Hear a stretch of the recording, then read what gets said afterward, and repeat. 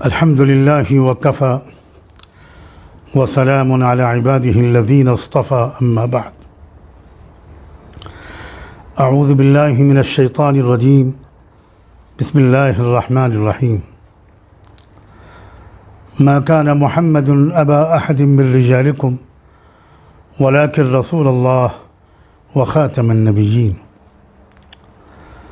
وقال تعالى اليوم أكملت لكم دينكم وأتممت عليكم نعمتي ورضيت لكم الإسلام دينا سبحان ربك رب العزة عما يصفون وسلام على المرسلين والحمد لله رب العالمين اللهم صل على سيدنا محمد وعلى آل سيدنا محمد وبارك وسلم.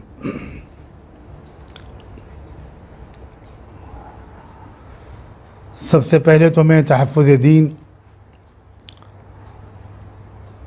چینل کی ذمہ داروں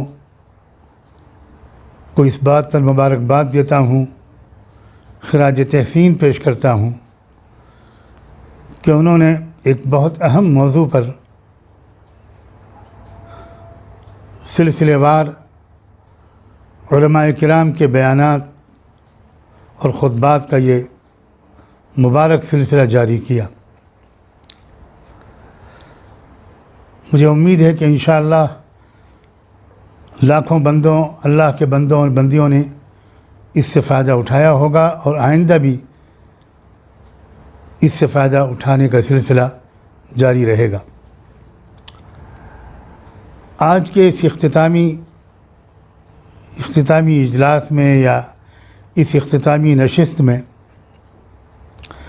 میں اس بات کی ضرورت تو محسوس نہیں کرتا کہ ختم نبوت کے بارے میں کوئی تفصیلی گفتگو کروں. مجھے یقین ہے کہ اس پوری مدت میں مختلف علماء کرام کی زبان سے اس موضوع پر سیر حاصل گفتگو آپ سن چکے ہیں، اس پر روشنی ڈالی جا چکی ہے، اس کی اہمیت کا احساس آپ کو ہو چکا ہوگا اور اس کے دلائل قرآن و حدیث سے جو بے شمار ہیں وہ آپ کے علم میں آ چکے ہوں گے. میں بہت ہی سیدھی اور عام فہم زبان میں بالکل کامن سینس اور عقل عام کو مخاطب کرتے ہوئے ایک دو باتیں بس مختصراً عرض کروں گا.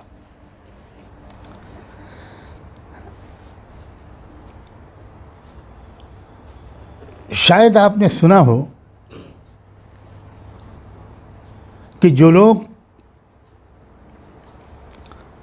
رحمت دو عالم سیدنا محمد رسول اللہ صلی اللہ علیہ وآلہ وسلم پر نبوت کے سلسلے کے مکمل ہو جانے اور ختم ہو جانے کے سلسلے میں کچھ شبہات پیدا کرنے کی کوشش کرتے ہیں اور ختم نبوت کا انکار کرتے ہیں، وہ قرآن کے الفاظ لفظ خاتم النبیین کے کچھ دوسرے قسم کے معنی بیان کر کے ذہنوں میں شکوک و شبہات پیدا کرنے کی کوشش کرتے ہیں اور ایسا تاثر دینے کی کوشش کرتے ہیں بھولے بھالے کم علم عوام کو کہ خاتم النبیین کے یہ معنی نہیں ہوتے کہ نبوت ان کے اوپر مکمل کر دی گئی. اور وہ بہت ہی عجیب و غریب بات کہتے ہیں عوام کی جہالت سے فائدہ اٹھا کر کہ اگر ختم کر دینے والا مفہوم ہوتا، اللہ کا مراد ہوتی تو خاتم کہتے. یہ خاتم کیوں کہا؟ خاتم تو انگوٹھی کو کہتے ہیں، مہر کو کہتے ہیں، اس میں تو دوسرے اور معنی کا امکان موجود ہے. تو اتنے اہم مضمون کو بیان کرنے کے لیے وہ لفظ بیان کرنا زیادہ مناسب تھا جس میں دوسرے مفہوم کی کوئی گنجائش نہیں ہے، یا اس لفظ کا استعمال زیادہ مناسب تھا جس میں دوسرے معنی کی بھی گنجائش.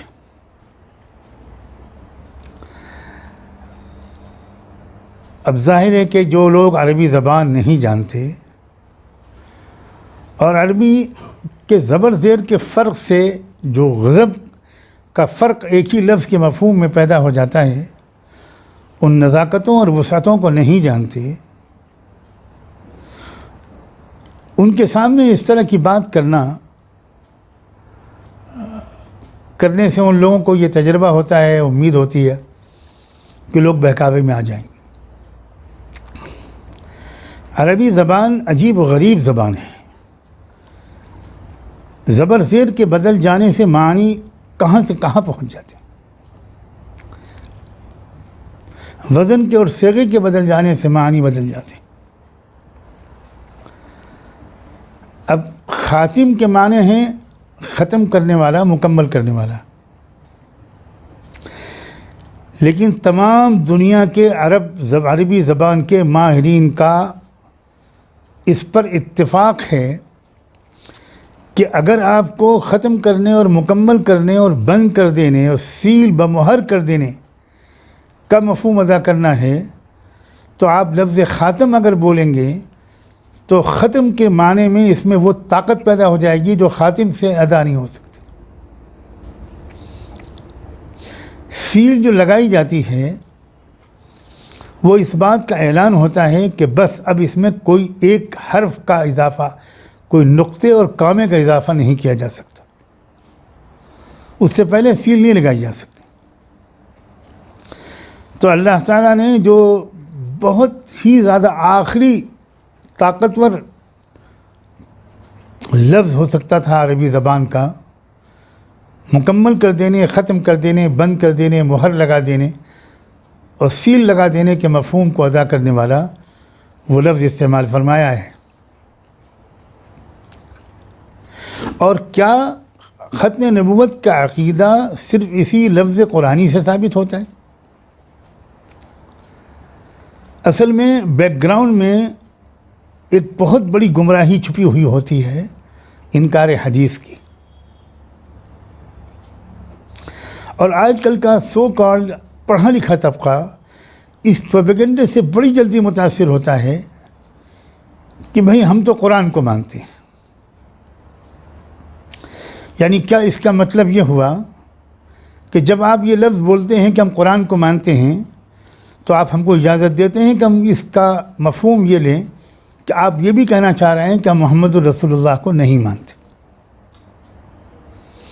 ہو سکتا ہے کہ آپ کہنا یہ چاہتے ہوں لیکن کہنے کی ابھی ہمت نہ کر پا رہے ہوں۔ گستاخی معاف۔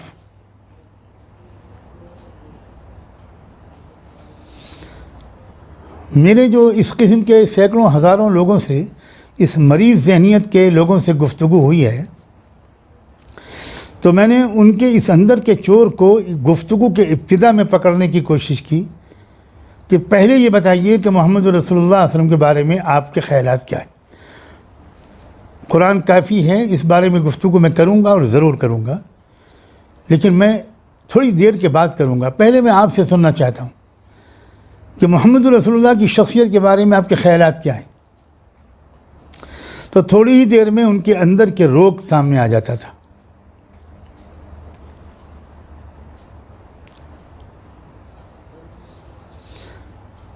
سیدھی سی بات ہے کہ اگر محمد رسول اللہ صلی اللہ علیہ وآلہ وسلم قیامت تک کے لیے اللہ تعالیٰ کی طرف سے رسول بنا کر بھیجے گئے تھے تو اللہ نے اس کا انتظام بھی ضرور فرمایا ہوگا کہ ان کے ارشادات، ان کی احادیث، ان کا اسوہ، ان کی سیرت، ان کی نصیحتیں محفوظ رہیں۔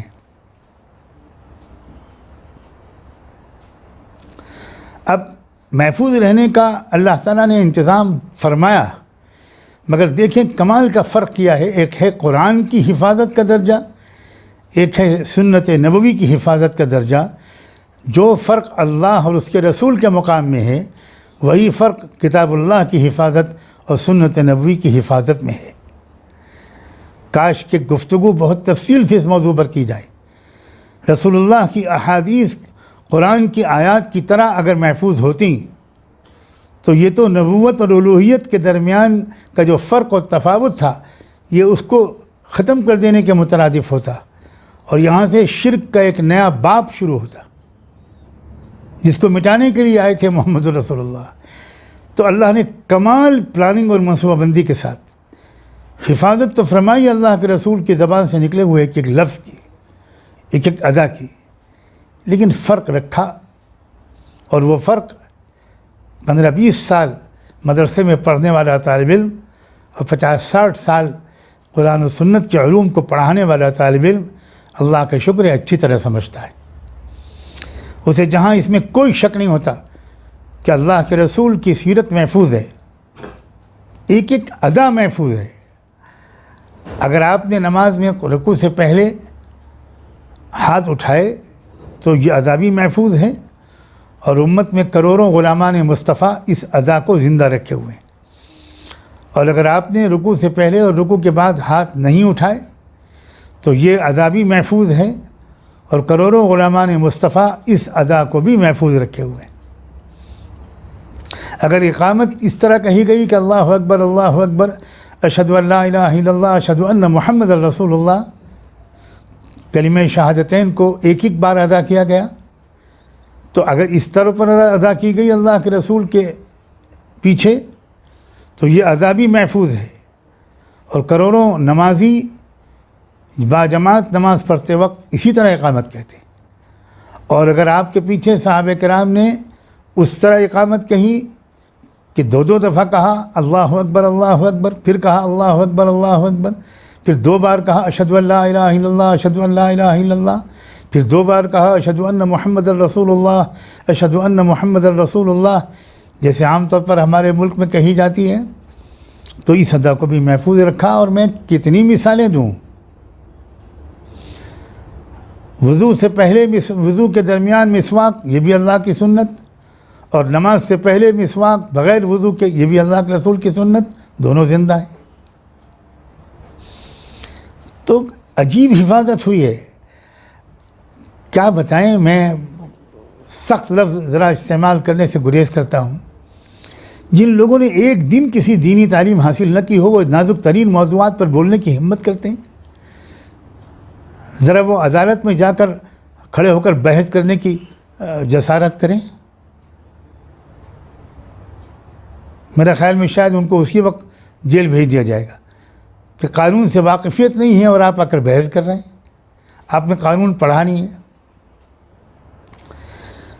تو میرے محترم بھائیوں، نوجوانوں، دیکھو اللہ کے رسول صلی اللہ علیہ وسلم سے جو دینی حقیقتیں امت کو ملی ہیں، ان میں ایک حقیقت اس طرح بھی ملی ہے کہ کبھی کسی کو کوئی شک ہو ہی نہیں سکتا اس بارے میں کہ اللہ کے رسول سے امت کو یہ دینی حقیقت ملی، توحید کی حقیقت ملی، رسالت کی حقیقت ملی، نماز اپنے پوری تفصیلات کے ساتھ ملی، زکوٰۃ اپنی پوری تفصیلی احکام کے ساتھ ملی.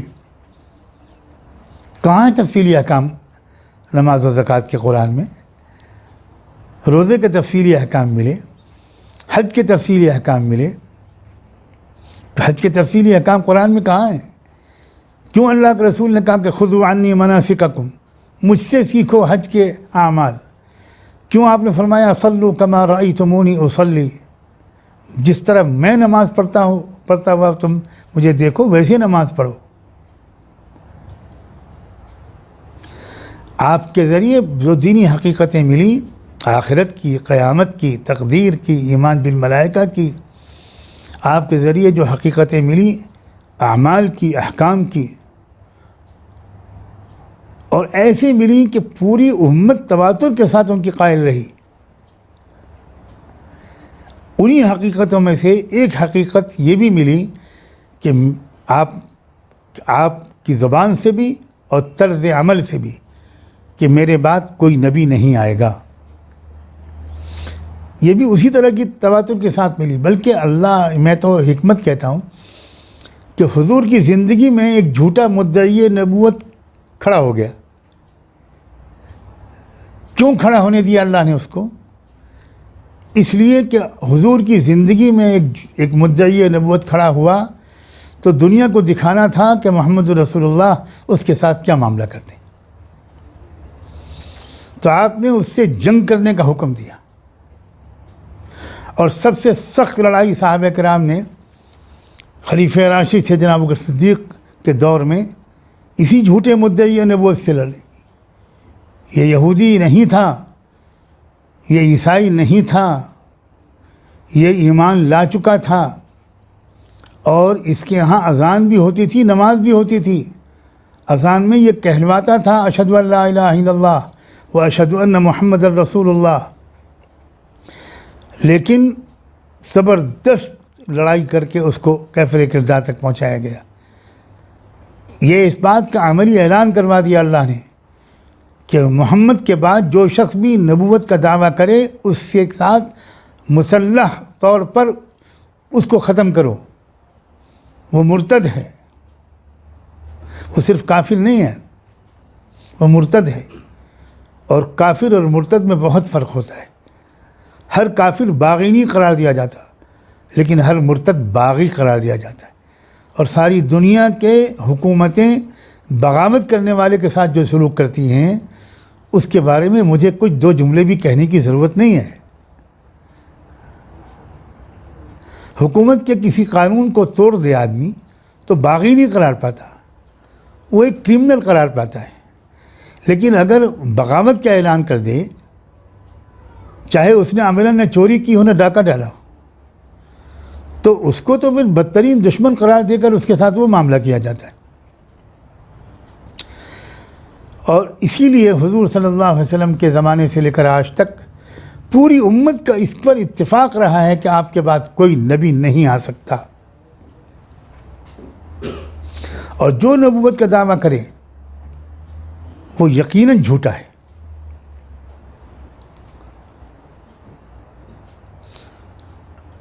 اس لیے ختم نبوت کا عقیدہ بھی انہی عقیدوں میں سے ہے، انہی دینی حقیقتوں میں سے ایک ہے جو اس قدر ناقابل تردید ذریعے سے مسلسل ہم تک پہنچے ہیں، ان تک پہنچی ہیں، جس کو تواتر کہتے ہیں. اور ان پر ایمان رکھنا، ان کو نہ جھٹلانا، یہ مسلمان ہونے اور رہنے کے لیے ضروری ہے. اگر ان کا انکار کیا گیا، اس طرح کی کسی بھی حقیقت کا انکار کیا گیا، یا اس کا مطلب کوئی اور بیان کرنے کی کوشش کی گئی جو صدیوں سے امت مطلب سمجھی ہے، اس کے علاوہ کوئی مطلب بیان کیا گیا، تو یہ بھی یقینی طور پر کفر ہے. کوئی کہے میں مانتا تو ہوں کہ لا الہ الا اللہ، بالکل میرا ایمان ہے اس کلمے پر، لیکن اصل میں اس کا مطلب وہ تھوڑی ہے جو عام مسلمان سمجھتے ہیں. وہ تو اللہ میں ہوں، تو لا الہ الا انا اس کا مطلب یہ ہے. یا لا الہ الا حضرت علی اللہ تھے، اللہ تعالیٰ حلول کر گئے تھے حضرت علی میں، لہذا یہ بات علی کے بارے میں کہی گئی ہے. اب کوئی کہے کہ صاحب یہ کلمے کو مانتا تو ہے، اب اسے کافر کیسے کہہ سکتے ہیں؟ عزیزوں، کسی لفظ کا جو مفہوم لفظ ہی متواتر نہیں ہے، اس کا معنی اور مفہوم بھی متواتر ہوتے ہیں. کوئی کہے کہ میں مانتا ہوں کہ 5 وقت کی نماز فرض ہے، مگر جو عام مسلمان جس طرح نماز پڑھتے ہیں اس طرح تھوڑی نماز کو میں مانتا ہوں. وہ تو دل کا اللہ تعالیٰ سے ایک تعلق ہے جس کو کہا گیا ہے. تو یقینی طور پر یہ شخص بھی کافر مانا جائے گا، صرف گمراہ نہیں مانا جائے گا. میری بات پر دھیان دیجیے. حقائق اور ان کے مفاہیم، حقائق اور ان کے معانی، یہ ان کا اسی طور پر ماننا ضروری ہے، ورنہ ایسی انارکی پھیلے گی کہ ہر تیسرا آدمی کوئی مطلب نکال لے گا. میں مانتا ہوں کہ زکوٰۃ فرض ہے، مگر زکوٰۃ کا وہ مطلب تو نہیں ہے جو عام مسلمان سمجھتے ہیں. میں مانتا ہوں کہ حج فرض ہے، مگر وہ مطلب تو نہیں ہے. یہ جو عام مسلمان کہہ کر جس طرح کچھ خاص مسلمان وہ اپنے لیے ایک الگ اسپیس بنانا چاہتے ہیں، اسی کو سمجھیے یہ ہے بہت بڑی شیطانی سازش. یہ نظم ملت کے خلاف بغاوت ہے اور ایک مسلسل چلے آنے والے نظام کو درہم برہم کرنے کی خطرناک ترین شیطانی چال ہے.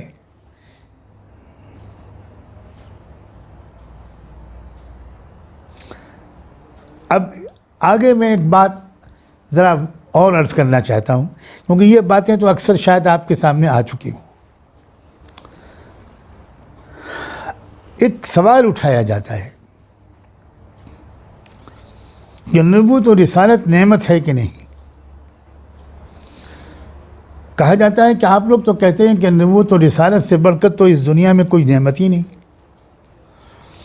تو اتنی بڑی نعمت کو آپ کہتے ہیں اللہ تعالیٰ نے اس کی پیداوار روک دی؟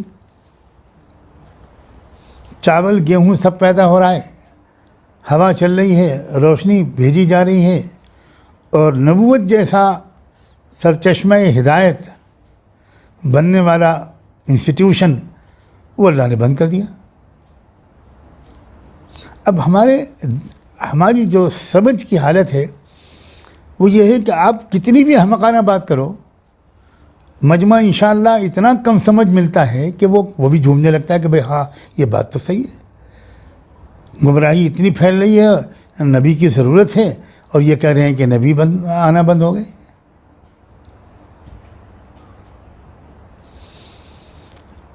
اب ذرا غور کیجیے گا کہ نبوت کے سلسلے کا جاری رہنا بڑی نعمت ہے یا نبوت کے سلسلے کا مکمل ہو جانا بڑی نعمت ہے؟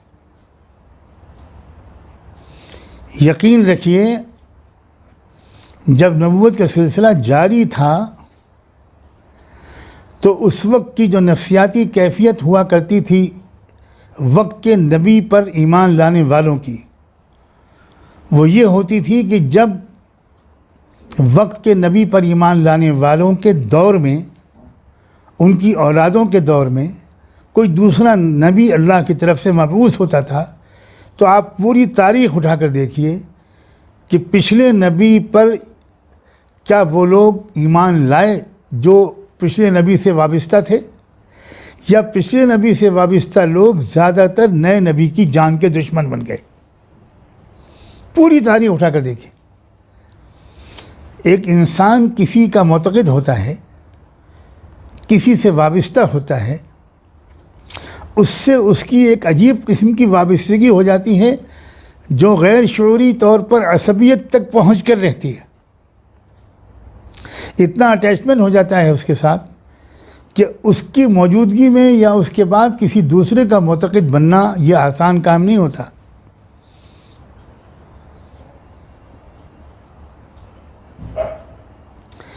اسی لیے ہر دور میں پچھلے نبی پر ایمان لانے والوں کا سخت امتحان ہوتا تھا کہ وہ نئے نبی کے ساتھ کیا سلوک کرتے ہیں، اور اس امتحان میں اکثر و بیشتر پچھلے نبی پر ایمان لانے والے لوگ کامیاب نہیں ہو پاتے تھے، وہی دشمن بن جاتے تھے۔ نئے لوگ تو ایمان لے آتے تھے لیکن پرانے لوگ دشمن بن جاتے تھے۔ آپ غور کیجئے حضرت عیسیٰ علیہ السلام کے ساتھ کیا ہوا، کون لوگ دشمن بنے حضرت عیسیٰ علیہ السلام کے؟ کن لوگوں نے ان کے اوپر مقدمہ چلوایا؟ کن لوگوں نے ان کو سزائے موت دلوانے کی کوشش کی؟ یہ وہی لوگ تو تھے جو پچھلے نبی موسیٰ علیہ السلام پر ایمان رکھتے تھے، جن کو یہودی کہتے ہیں۔ انہی کی طرف تو بھیجے گئے تھے عیسیٰ علیہ السلام بھی، لیکن ان کی طرف سے عیسیٰ علیہ السلام کا تجربہ کیا ہوا؟ فلما احس عیسیٰ منہم الکفر قال من انصاری الی اللہ۔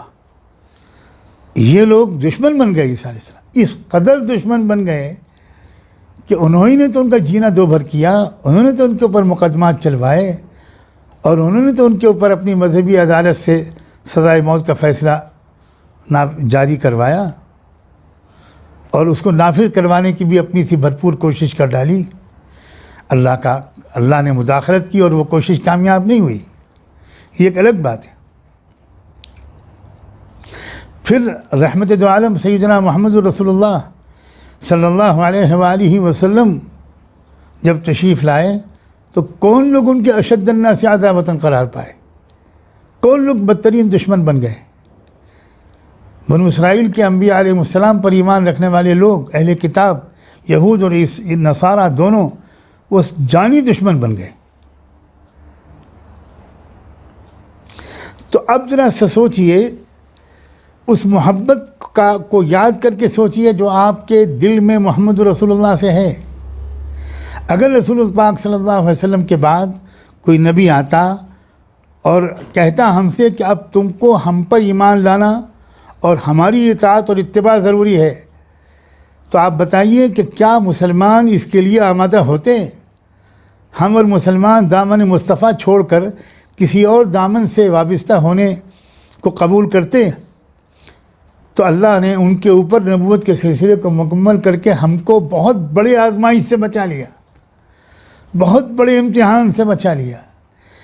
اب آپ بتائیے کہ نبوت کے سلسلے کا جاری رہنا بڑی نعمت تھی یا نبوت کے سلسلے کو آن حضرت پر مکمل کر دینا اس سے بڑی نعمت ہے؟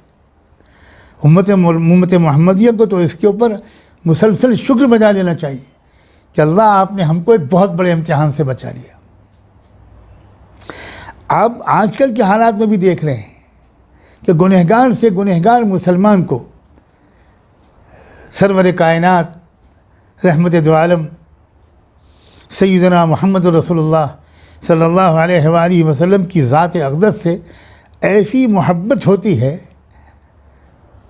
کہ وہ گستاخی ان کے شان میں کوئی کرے اس کو برداشت نہیں کر سکتا، بھلے وہ ایک قصوروار مسلمان ہو، سراپا تقصیر ہو، خطا کار ہو، لیکن ذات اقدس سے محبت ہے اس لیے گستاخی برداشت نہیں۔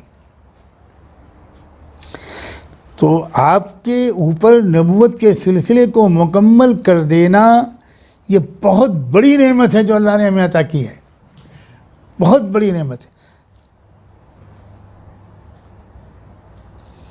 ایک پہلو کی طرف اور اشارہ کرتا ہوں، جب نبوت کا سلسلہ جاری تھا اور وہ لوگ جو عارف تھے سمجھتے تھے کہ بھائی نبوت کا سلسلہ جاری ہے، بلکہ ایک ہی زمانے میں الگ الگ علاقوں میں کئی نبی ہوا کرتے تھے۔ حضرت ابراہیم علیہ السلام اور حضرت لوط یہ ایک ہی زمانے میں تھوڑی مسافت پر تھے۔ تو میں کبھی کبھی سوچا کرتا ہوں ایک طالب علم کی حیثیت سے کہ اس وقت کے ذہین اہل ایمان ان کو برابر دھڑکا لگا رہتا ہوگا کہ بھئی ایسا نہ ہو کہ کوئی اور نبی آ جائے اور ہم کو پتہ نہ چلے۔ وہ سراپا حیرت یا انتظار بھی رہتے ہوں گے، نبی کے ساتھ لگے بھی ہیں، اتباع بھی کر رہے ہیں، لیکن ذہن کے کسی نہ کسی مخفی گوشے میں اس بات کا امکان، اور اگر لفظ کا استعمال صحیح ہو تو اندیشہ، ان کے ذہن میں رہتا ہوگا کہ ایسا نہ ہو کہ کوئی اور نبی آ جائے اور ہم کو خبر نہ ہو۔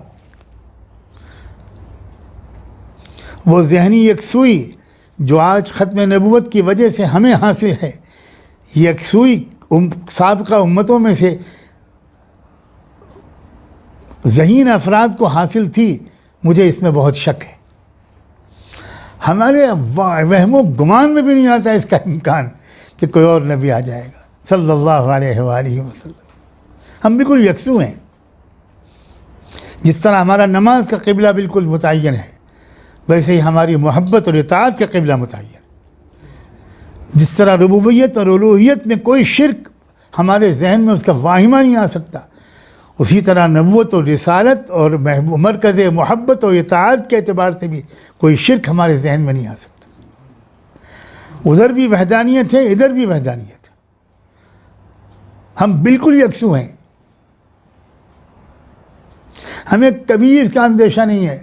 وما انت بتابع قبلتهم وما بعضهم بتابع قبلة بعض، ہمیں بالکل اس کا کوئی امکان ہی نہیں ہے کہ ہماری محبتوں کا، ہماری اطاعتوں کا، ہمارے عشق کا مرکز کوئی اور ہو سکتا ہے، کبھی سوال ہی نہیں پیدا ہوتا۔ یکسو ہیں ہم بالکل۔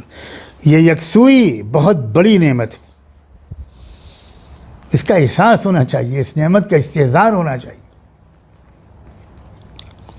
اور آخر میں ایک بات سن کر میں اپنی بات مکمل کروں گا اور پھر ہم سب دعا کریں گے۔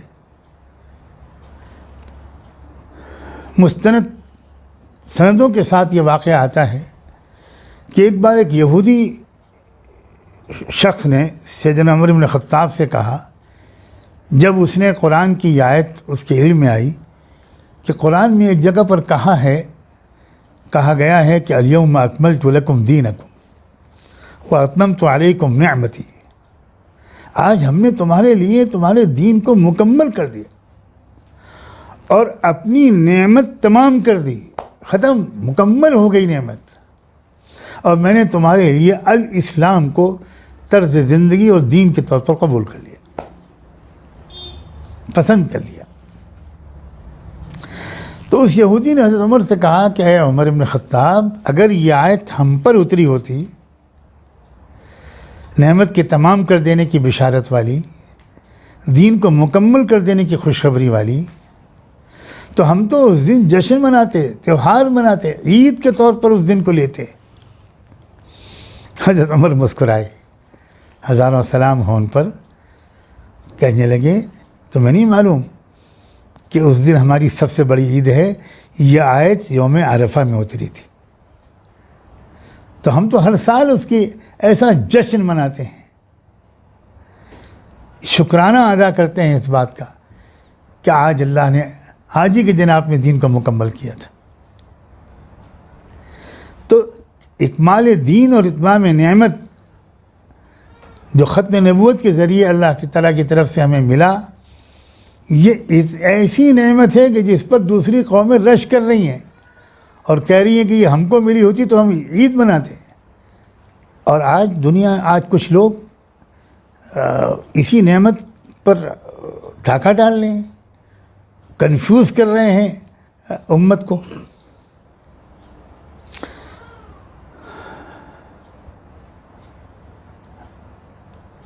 آپ کو شاید یہ جان کر حیرت ہوگی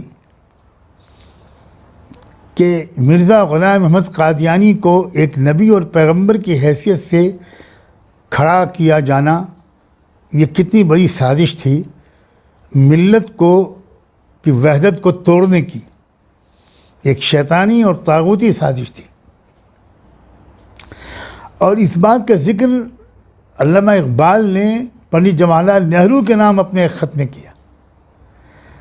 علامہ اقبال نے لکھا کہ میں خود برہمن ہوں، میں جانتا ہوں کہ برہمن کس طرح سوچتا ہے۔ میرا احساس یہ ہے کہ اسی برہمن دماغ نے یہ سازش کی ہے کہ مسلمانوں کی جو وحدت ہے، جو ان کا مرکز مکہ اور مدینہ ہے، اس سے توڑ کر سرزمین ہند میں ایک نبی کھڑا کر دیا جائے، تاکہ ان کا جو مرکز ہے، ان کا قائد، ان کا لیڈر، وہ وہاں نہ رہے اور ملت کے شیرازہ منتشر ہو جائے، گھر کا ویدی لنکا ڈھائے۔ علامہ اقبال اس سازشوں کو سمجھتے تھے اور اتنا اعتماد تھا ان کو اپنی رائے پر کہ انہوں نے جواہر لال نہرو جیسے برہمن کو مخاطب کر کے یہ بات لکھی تھی کہ ہم سمجھ رہے ہیں اس چال کو، کیونکہ یہاں کا وہ جو دماغ تھا وہ پوری طرح انکریج کر رہا تھا، تائید کر رہا تھا غلام احمد جیسے بد کردار اور انتہائی پست سطح کے انسان۔ ہو سکتا ہے کہ علماء کرام نے ان دنوں میں مرزا غلام احمد قادیانی کی سیرت و کردار پر روشنی ڈالی ہو۔ میں تو اس وقت بالکل قطعاً یہ ہمت اپنے اندر نہیں پاتا کہ میں اس بحث کو چھیڑوں۔ خدا کرے کہ لوگوں نے کچھ آپ کو بتایا ہو، کچھ کتاب آپ کو بتائی ہو کہ وہ کس کردار کا انسان تھا، اتنا کرپٹ، اتنا کرمنل کیریکٹر کا انسان کہ شاید ہم اپنے گھر کے 500 میٹر دور کسی ایسے غلیظ کردار کے انسان کو 2 منٹ کے لیے اس کا وجود برداشت نہیں کر سکتے۔ اس کو نبی بنا کے پیش کیا گیا۔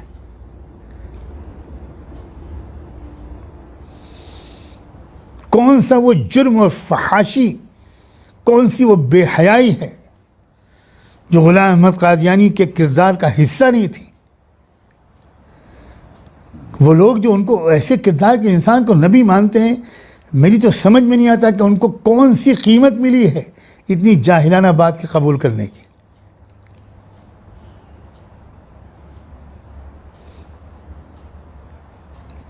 مجھے امید ہے کہ جو پہلو آج آپ کے سامنے اس عاجز نے مختصر وقت میں رکھے، اس سے خاتم النبیین سیدنا محمد رسول اللہ صلی اللہ علیہ وآلہ وسلم کی ذات گرامی پر سلسلہ نبوت کو مکمل کر دینے پر آپ کا یقین بڑھا ہوگا، آپ کا اطمینان بڑھا ہوگا، اور صرف یقین و اطمینان نہیں، اس کے نعمت ہونے کا احساس بڑھا ہوگا۔ جس طرح نبوت اور رسالت کے سلسلے کا جاری رہنا ایک دور میں نعمت تھا، اسی طرح محمد رسول اللہ صلی اللہ علیہ وآلہ وسلم کی ذات اقدس پر نبوت اور رسالت کے سلسلے کو مکمل کر دینا، یہ اس سے بڑی نعمت ہے۔ ایک اور بات یاد آ گئی، وہ بھی عرض کر دوں، نبی کے دو کام ہوتے ہیں، ایک اللہ کی طرف سے رہنمائی کا لینا، دوسرا اس رہنمائی کے مخاطب لوگوں تک پہنچانا۔ رہنمائی کے لینے والا دروازہ بند ہو گیا، وحی کا باب بند ہو گیا۔ اب نبوت کا دوسرا کام جو ہے کہ اس رہنمائی کو اللہ کی کتاب سے اور محمد رسول اللہ سے لے کر اقوام عالم کے ایک ایک فرد تک پہنچانا، یہ نبوت کا دوسرا کام آج بھی باقی جاری اور ساری ہے۔ اور یہ کام اجتماعی طور پر اللہ نے اللہ کے رسول کی امت پر ڈال دیا، ریپلیس کیا ایک سسٹم کو دوسرے سسٹم سے۔ انفرادی طور پر جو بندوں کو بھیجا جاتا تھا نبی و رسول بنا کر، وہ سلسلہ بند ہو گیا اور ایک پوری امت بھیج دی گئی، اجتماعی بعثت۔ اللہ کے رسول نے خود امت کے لیے لفظ بولا، انما بعثتم میسرین ولم تبعثوا معسرین۔ بعثت کا لفظ بولا کہ تم بھیجے گئے ہو آسانیاں پیدا کرنے کے لیے، اور نہیں بھیجے گئے ہو مشکلات پیدا کرنے کے لیے۔ اور صحابہ کرام میں سے جب کسی کو نمائندگی کا موقع ملتا تھا تو وہ بھی اپنے بارے میں بعثت کے لفظ بولتے تھے۔ اللہ ابتعثنا، ربیع ابن عامر نے کہا تھا، ہمیں اللہ نے بھیجا ہے، ہم مبعوث امت ہیں۔ تو ایک سسٹم کو اللہ نے اگر بند کیا تو اس کی جگہ پر دوسرا سسٹم انسانیت کو دیا، اور وہ یہ کہ حضور صلی اللہ علیہ وسلم کی بعثت دوہری بعثت تھی۔ حضرت شاہ ولی اللہ کی زبان میں بعثت مزدوجہ، دوہری بعثت تھی۔ اب گویا امت مبعوث ہے، ہم اور آپ سب آن ڈیوٹی ہیں، ہم بھیجے گئے لوگ ہیں۔ ہم جب اپنی ڈیوٹی ادا کر رہے تھے تو پوری دنیا پر چھائے ہوئے تھے، جب ہم نے ذاتی زندگی اپنا لی، اجتماعی ذمہ داری کو بھول گئے، انفرادی دائرے میں سکڑ گئے، تو اقوام عالم ہم پر مسلط ہو گئیں، ہمارا اسٹیٹس گر گیا، ہم اس مقام بلند سے گرا دیے گئے۔ اس کی بنیادی وجہ یہ ہے کہ ہم وہ ڈیوٹی ادا نہیں کر رہے، وہ ذمہ داری ادا نہیں کر رہے۔ ہم میں سے ہر ایک کے ذمے ہے۔ اب وہ کوئی جب فوج میں کوئی ہوتا ہے تو ذہن میں رکھیے، وہ ڈرائیور بھی اگر ہوگا تب بھی وہ فوجی ہے، انجینئر ہے تب بھی وہ فوجی ہے، وہ اگر کک اور باورچی ہے تب بھی وہ فوجی ہے، باوردی ہے، وہ اس کو تمام اعزازات ملیں گے۔ وہ اگر میکینک ہے تب بھی وہ فوجی ہے۔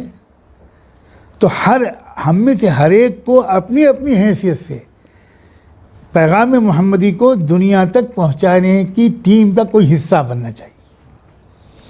ہم یہ نہیں کہتے کہ آپ سب کے سب علامہ بن جائیں اور کتابیں لکھیں اور دعوت دیں، نہیں، جو کر سکتا ہے وہ اس قافلے دعوت کا معاون بنے۔ جو پبلشر ہے، جو آئی ٹی پروفیشنل ہے، جو انجینئر ہے، جو ڈاکٹر ہے، جو نرس ہے، جو پولیٹیکل ایکٹیوسٹ ہے، جو سیاسی ایکٹیوسٹ ہے، جو صاحب قلم ہے، جو ہسٹورین یا مورخ ہے، جو جیولوجی، جغرافی، کیمسٹری، بایولوجی کا ماہر ہے، جو جس میدان میں کام کرتا ہے، ہماری گھر کی مستورات ہیں، ہر ایک کا کچھ نہ کچھ حصہ ہو سکتا ہے۔ کوئی شاعر ہے، کوئی ادیب ہے، کوئی صحافی ہے، کوئی عالم ہے، کوئی واعظ ہے، کوئی منصوبہ بندی کا ماہر ہے۔ سب کی صلاحیتوں کا ایک حصہ اس پیغام کے اقوام عالم تک پہنچانے میں لگے۔ یہی 1.25 لاکھ صحابہ کرام کو اسی طرح اللہ کے رسول نے تیار کیا اور استعمال کیا۔ وہ سب کے سب علماء نہیں تھے، فقہاء نہیں تھے، مشائخ نہیں تھے، بزرگان دین نہیں تھے، مجھے کہنے دیجیے۔ مزدور بھی تھے، کسان بھی تھے، شاعر بھی تھے، ادیب بھی تھے، سپاہی بھی تھے، کنواری بچیاں دوشیزائیں بھی تھیں، شعراء ادباء بھی تھے، مالدار بھی تھے، غریب بھی تھے، پڑھے لکھے بھی تھے، بے پڑھے لکھے بھی تھے، لیکن ہر ایک کچھ نہ کچھ کنٹریبیوٹ کر رہا تھا اس اجتماعی مشن کے سلسلے میں۔ بس یہ جس دن ہم اس اجتماعی مشن سے جڑ گئے کسی طرح، کسی نہ کسی حیثیت سے، تو انشاءاللہ ختم نبوت کا جو دوسرا شعبہ ہے، یعنی اللہ کے علم کو اللہ کے بندوں اور بندیوں تک پہنچانا، یہ کام جو ہے اس کو اثر نو بہت ہی جوش و خروش کے ساتھ، سلیقے اور منصوبہ بندی کے ساتھ شروع ہونا چاہیے، پھر سے جاری و ساری ہونا چاہیے، ہر ایک کا اس میں کچھ حصہ لگنا چاہیے۔ یہی پیغام ہے ختم نبوت کا۔ اللہ تبارک و تعالی اس پیغام کو گہرائی سے سمجھنے اور اس کے تقاضوں کی تکمیل کے لیے کھڑے ہو جانے کی ہم میں سے ہر ایک کو توفیق عطا فرمائے۔ وآخر دعوانا ان الحمد للہ رب العالمین۔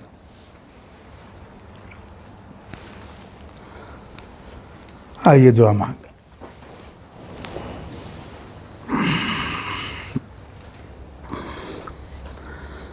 سبحان اللہ وبحمدہ، سبحانک اللہم وبحمدک، نشہد ان لا الہ الا انت، نستغفرک ونتوب الیک، نستغفرک ونتوب الیک، نستغفرک ونتوب الیک۔ اللہم صل علی سیدنا محمد وعلی آل سیدنا محمد وبارک وسلم۔ اللہم صل علی سیدنا محمد صلاة تنجینا بہا من جميع الأهوال والآفات، وتقضي لنا بها جميع الحاجات، وتطهرنا بها من جميع السيئات، وترفعنا بها أعلى الدرجات، وتبلغنا بها أقصى الغايات من جميع الخيرات في الحياة وبعد الممات، إنك على كل شيء قدير۔ ربنا ظلمنا أنفسنا وإن لم تغفر لنا وترحمنا لنكونن من الخاسرين، فلا تجعلنا من الخاسرين، فلا تجعلنا من الخاسرين، فلا تجعلنا من الخاسرين۔ اللہ، ہم آپ کے بندے اور آپ کی بندیاں آپ کے حضور میں حاضر ہیں۔ رب کریم، تمام خطاؤں اور غلطیوں کا اعتراف کرتے ہوئے آج آپ سے معافی مانگنا چاہتے ہیں۔ اے اللہ، اپنے کرم سے معاف فرما دیجیے، معاف فرما دیجیے، معاف فرما دیجیے۔ اے اللہ، ایک اختتامی نشست ہے آج۔ اے اللہ، آپ کے رسول برحق، محبوب دو جہاں، رحمت دو عالم سیدنا محمد رسول اللہ صلی اللہ علیہ وآلہ وسلم کی شان خاتم النبیین پر مذاکرے ہوتے رہے، اور یا رب کریم روزانہ آپ کا ذکر ہوتا رہا۔ ہمیں آپ کا ذکر کرنے اور سننے کی سعادت آپ نے عطا فرمائی۔ اے اللہ، اس کو قبول بھی فرما، ہمارے لیے ذخیرہ آخرت بھی بنا دیجیے، اور اے اللہ ہمارے دل میں اپنے رسول کی وہ محبت جاگزیں فرما دیجیے جو ان کے مقام بلند کا تقاضا ہے۔ ہمیں ان سے سچی محبت کرنے والا بنا، ان کی ہر بات کا ماننے والا بنا، ان کی سنتوں پر چلنے والا بنا، ان کی پسند کو اپنی پسند بنانے والا بنا۔ اے رب کریم، ان کے نقش قدم کا اتباع کرنے والا بنا، ان کے ناموس کی حفاظت کرنے والا بنا۔ اے رب کریم، ان کے ناموس کی حفاظت کرنے والا بنا۔ اے رب کریم، چاروں طرف سے گستاخی رسول کی آوازیں آتی ہیں، اے اللہ ہمیں اس کے جواب میں وہ کرنے کی توفیق عطا فرما جو آپ نے اور آپ کے رسول نے کر کے دکھایا اور سکھایا، آپ کے رسول نے سکھایا اور خود کر کے دکھایا۔ اے اللہ، غصے میں آ کر، اللہ مشتعل ہو کر ہم وہ حرکتیں کر بیٹھتے ہیں جو دشمن ہم سے کروانا چاہتا ہے۔ اے اللہ، اس کے بجائے ہمیں ان شرارتوں کا اس طرح جواب دینے کی توفیق عطا فرما، اللہ جس طرح جواب دینا آپ نے سکھایا قرآن میں، اور آپ کے محبوب نے اپنی زندگی کے ہزاروں تجربات سے ہمیں سکھایا۔ اے اللہ، ہمیں شرافت اور عقل مندی کے راستے پر چلنے کی توفیق عطا فرما۔ اے اللہ، لوگ ہمیں غصہ دلائیں اور ہم غصے میں آ جائیں، یہ تو ان کی کامیابی اور ہماری ناکامی ہے۔ اے اللہ، وہ ہمیں غصہ دلاتے رہیں اور ہم غصے میں آئے بغیر وہ کام کرتے رہیں جس کی ڈیوٹی پر آپ کے محبوب نے ہم کو لگایا تھا۔ یہ اصل جواب ہوگا۔ اے رب کریم، یہ جواب دینے کی صلاحیت اور سوجھ بوجھ ہم کو عطا فرما۔ اے رب کریم، اے اللہ، نبوت محمدی اللہ نبوت کے سلسلے کو آپ نے اپنے آخری رسول خاتم النبیین سیدنا محمد رسول اللہ پر مکمل کر دیا۔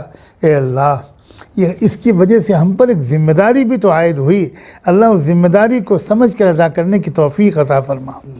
اے اللہ وہ نبوت کا کام جو امت کو عطا کیا گیا، اے اللہ وہ کام کرنے کی ہم سب کو توفیق عطا فرما، اخلاص کے ساتھ، سلیقے کے ساتھ اقوام عالم تک آپ کے محبوب کے پیغام کو، رحمت دو عالم کے رحمت بھرے پیغام کو پہنچانے کا حوصلہ اور سلیقہ پھر سے امت کو عطا فرما، اور پوری امت میں اے رب کریم آپ کے جو بندے دین کی حفاظت کا کام کر رہے ہیں، یا دین کی اشاعت کا کام کر رہے ہیں، یا دین کی اقامت کا کام کر رہے ہیں، یا تینوں کام کر رہے ہیں، یا تینوں میں سے کوئی ایک کام کر رہے ہیں، اے اللہ سب کو قبول فرما، سب کی محنتوں کاوشوں کو قبول فرما، سب کو ایک دوسرے کی قدر کرنے کی توفیق عطا فرما۔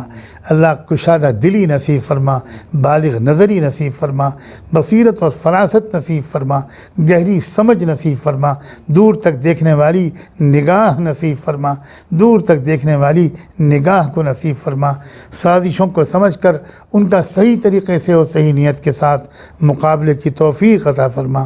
اے رب کریم، اے اللہ، جب تک آپ ہم کو دنیا میں رکھیں ایمان کے ساتھ رکھیے، صحت اور عافیت اور عزت کے ساتھ رکھیے، اور نیک اعمال کی توفیق کے ساتھ رکھیے، اور اے اللہ گناہوں سے بچاتے ہوئے رکھیے، اور جب وقت مقرر آئے تو ایمان کامل پر آسان موت دے کر ہمیں اپنے پاس بلا لیجئے۔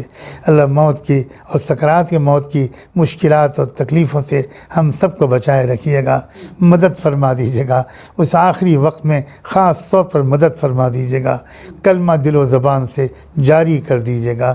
اے رب کریم، حسن خاتمہ کی دولت عطا فرما، حسن خاتمہ کی دولت عطا فرما، اے اللہ حسن خاتمہ کی دولت عطا فرما۔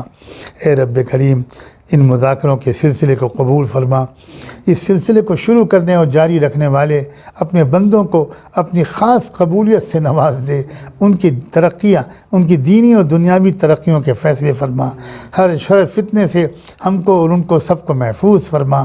اللہ دجال کے فتنے سے محفوظ فرما، زندگی کے فتنے سے محفوظ فرما، موت کے فتنے سے محفوظ فرما، مال کے فتنے سے محفوظ فرما، شہوت اور عورت کے فتنوں سے محفوظ فرما، جاہ کے فتنوں سے محفوظ فرما، اخلاص اور تقوی نصیب فرما۔ اے اللہ توکل نصیب فرما، تواضع نصیب فرما، سخاوت، ہمدردی اور ایثار جیسے اوصاف نصیب فرما۔ اے اللہ گھر والوں کے حقوق کی ادائیگی کی توفیق عطا فرما۔ اے رب کریم موذی بیماریوں سے ہم سب کی حفاظت فرما۔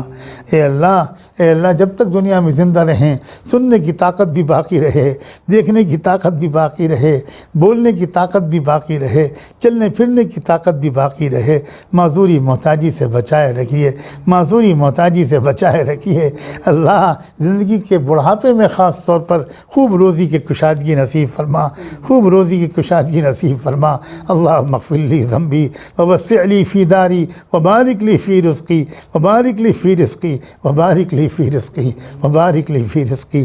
اے اللہ جس دن کے چہرے سفید کر دیے جائیں گے اور کچھ چہرے سیاہ کر دیے جائیں گے، اللہ اس دن ہمارے چہروں کو سفیدی نصیب فرما، روشنی نصیب فرما، نور نصیب فرما، اور اللہ ہمارے چہروں کو سیاہی سے بچائے رکھیے۔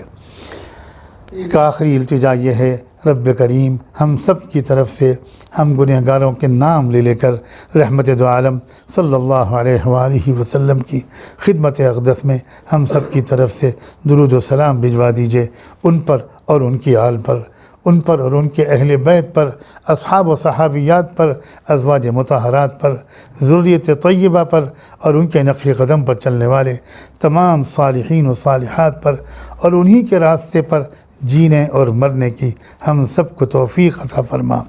وصلی اللہ تعالی علی خیر خلقہ سیدنا محمد وعلی آلہ وصحبہ اجمعین برحمتک یا ارحم الراحمین۔